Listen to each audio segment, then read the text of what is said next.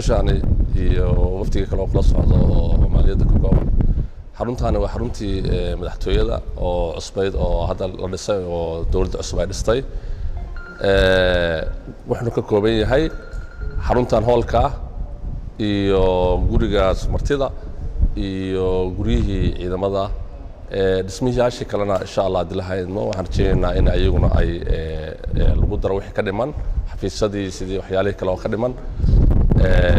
meel fiican bayna noo maraysaa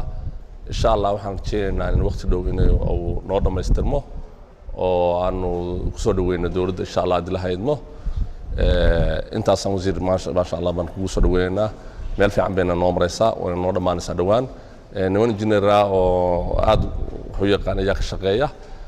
waxaan rajaynaynaa arrintaas inay weliba si wanaagsan oo ay aad ugu dadaalaan dhismaheeda adkeynteeda iyo dadaalkeeda labadaba ayaa gacanta ku haya oo dhisa